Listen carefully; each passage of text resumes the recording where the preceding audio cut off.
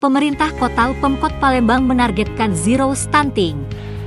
Salah satu upayanya ialah membagikan susu dan telur gratis secara serentak. Oleh karena itu, masyarakat Palembang yang membutuhkan dan mendukung program Pemkot Palembang dalam menargetkan zero stunting agar menyimak jadwalnya.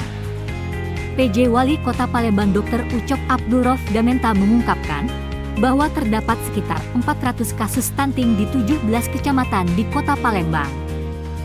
Untuk jadwalnya, pada tahap awal pembagian susu dan telur gratis ini akan dilakukan pada tanggal 1 Agustus 2024 dalam rangka memperingati HUT RI ke-70 yang jatuh pada tanggal 17 Agustus 2024.